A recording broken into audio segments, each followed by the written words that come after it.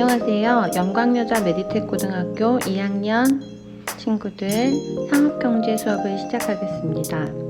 상업경제는 우리 주변에서 일어나는 여러가지 상거래란 상업적인 거래, 즉 돈이 오고 가고 하는 여러가지 거래가 있는 상업 현장에서 일어나는 것을 여러가지 경제적인 것들에 대해서 배우는 시간입니다.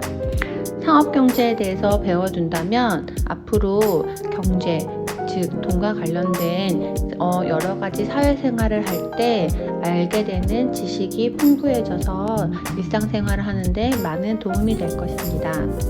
상업경제 수업을 즐겁게 들었으면 좋겠습니다. 학교에서 와서 같이 만나서 수업하기로 하고 당분간 2주 동안은 온라인으로 수업을 진행합니다. 저는 2학기 때부터 여러분과 함께 상업경제 수업을 시작하게 된 윤여정 선생님이라고 합니다. 여러분 반갑습니다. 먼저 천재교과서 상업경제 교과서 다 가지고 계시죠? 상업경제 교과서 152쪽의 금융 파트부터 수업을 진행하도록 하겠습니다.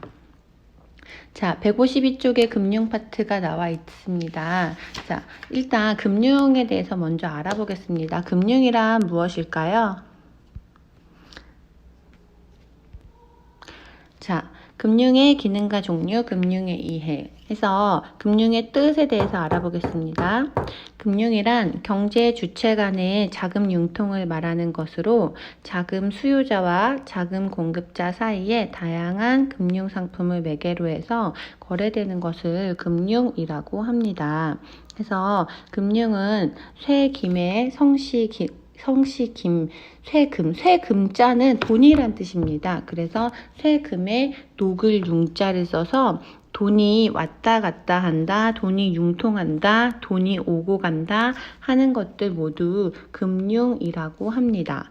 그래서 금융이라고 하는 것은 경제 주체 간의 자금이 융통이라고 하는 것은 자금이라고 하는 것은 돈을 얘기합니다. 돈이 융통이라고 하는 것은 왔다 갔다 해서 통한다 해서 돈이 왔다 갔다 해서 서로 통하는 것을 말하는 것으로 자금의 수요자라고 하는 것은 돈을 필요로 하는 사람, 자금의 공급자란 돈이 너무 많아서 돈을 빌려줄 수 있거나 공급해줄 수 있는 사람을 얘기합니다. 그래서 공급자 사이에 돈이 다양한 금융상품을 매개로 하여 거래되는 것을 말한다 라고 하는데, 다양한 금융상품이라고 하는 것엔 무엇이 있을까요?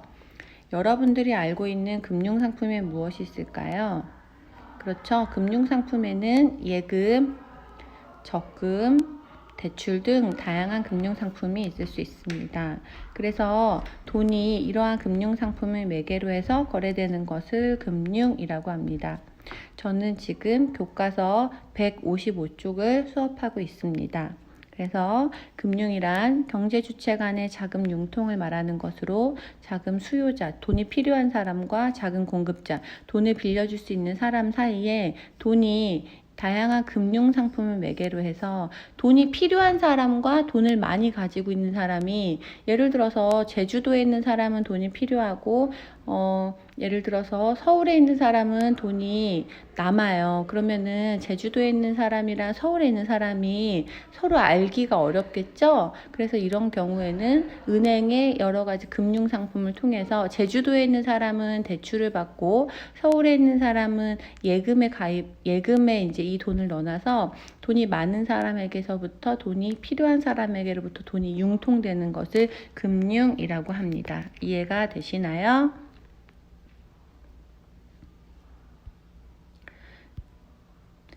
금융이란 돈을 주고받으며 융통하는 것을 금융이라고 합니다. 네, 그래서 금융이란 돈을 주고받으며 융통하는 것을 금융이라고 하고, 금융시장이라고 하는 것은 금융이 이루어지는 곳, 장소를 이야기합니다. 금융기관이라고 하는 것은 자금의 융통이 이루어질 수 있도록 전문적으로 담당하는 기관을 이야기합니다. 그렇다면 여러분들이 알고 있는 금융기관에 무엇이 있을까요? 네, 맞습니다. 금융기관에는 은행, 증권회사, 보험회사가 있습니다. 여러분 주변에 있는 금융기관에 대해서 한번 말해 볼게요. 네, 그렇죠. 여러분들의 집 주변에는 신한은행, 국민은행, 농협, 새마을금고, 그 외에도 여러 가지 금융기관이 있을 수 있습니다. 그래서 사람들은 금융기관을 통해서 돈을 저금을 하거나 맡겨두기도 하고, 금융기관을 통해서 돈을 빌리거나 대출을 받기도 합니다. 자, 이러한 금융의 기능에는 돈이 가지고 있는 기능에는 다양한 기능이 있습니다. 교과서 156쪽을 같이 보겠습니다. 금융의 기능에는 크게 5가지 기능이 있습니다. 그래서 일반적으로 금융이라고 하는 것은 돈이 필요한 사람에게로, 돈이 남는 사람에게로부터 필요한 사람에게로 돈이 이동하는 걸 이야기한다 그랬죠. 그러면 이렇게 돈이 이동하기 때문에 첫 번째로 자금을 중개합니다. 그리고 가격을 결정하고 금융거래 위험을 관리할 수 있고 유동성도 제공할 수 있고요. 금융거래 비용이 축소되는 기능을 가지고 있습니다. 자, 금융의 기능에 대해서 한 가지씩 각각 살펴보겠습니다. 금융의 기능에는 첫 번째로 자금 중개 기능이 있습니다.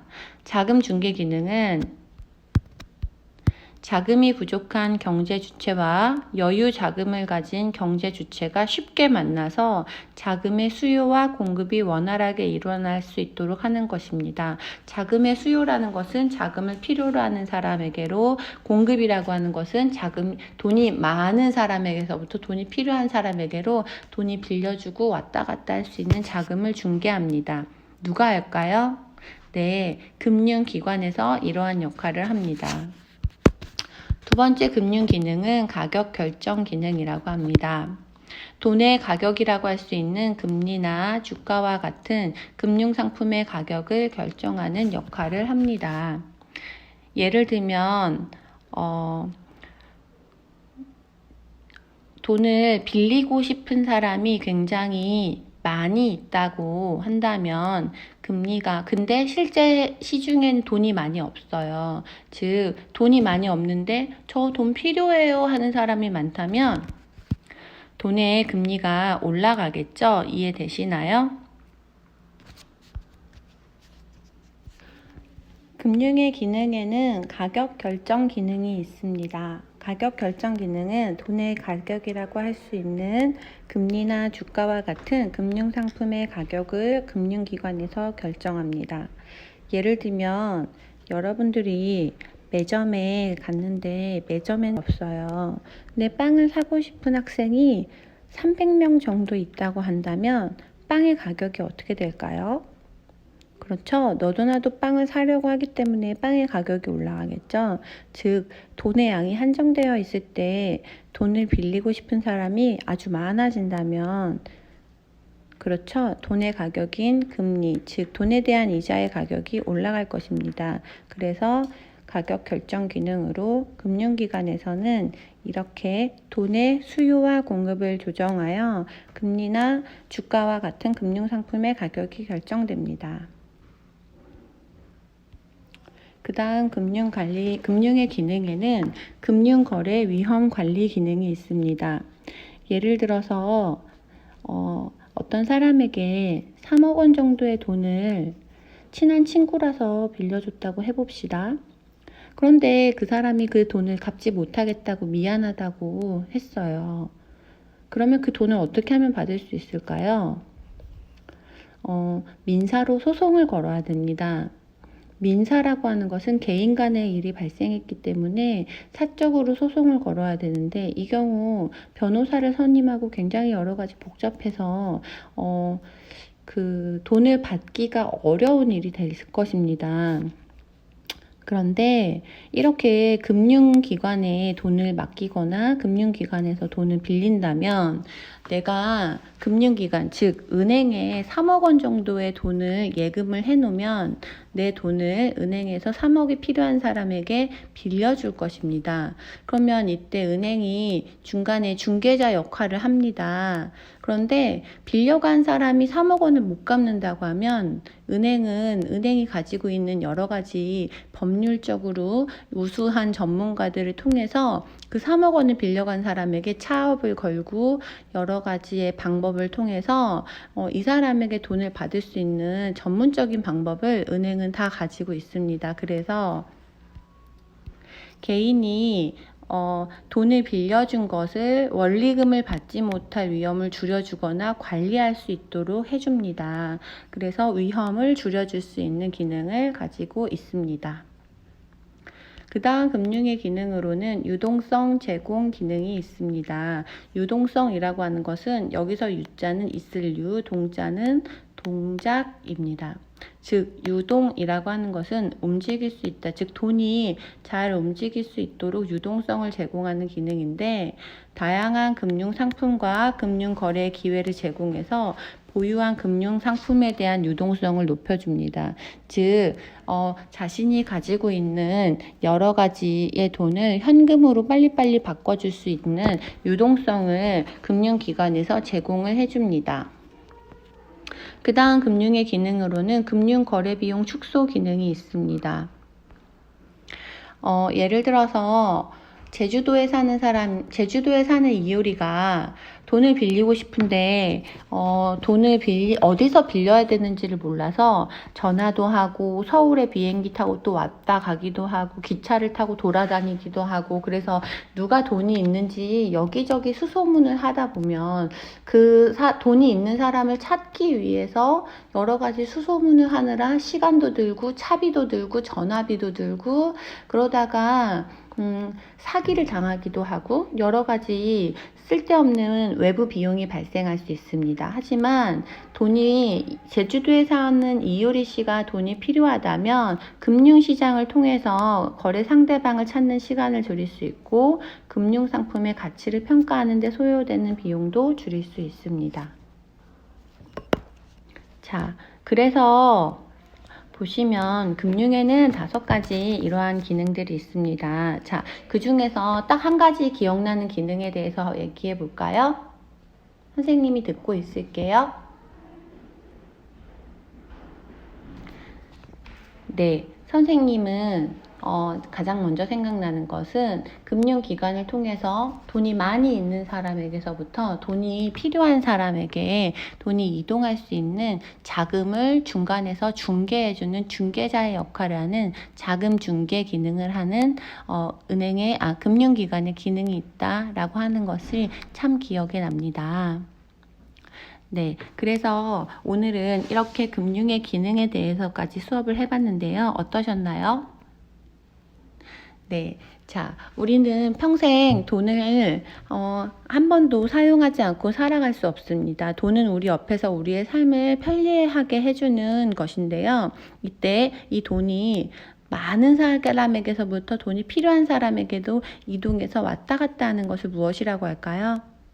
그렇죠. 돈이 융통되는 것을 금융이라고 합니다. 그래서 이렇게 금융이 거래되는 곳을 금융시장, 전문적으로 이렇게 업을 하는 곳을 금융기관이라고 합니다. 그래서 오늘은 금융의 기능까지 알아봤습니다. 자, 선생님이 선생님이 퀴즈를 또 밑에 내겠습니다. 온라인 클래스 퀴즈에서 또 만날게요. 여러분 고생하셨습니다.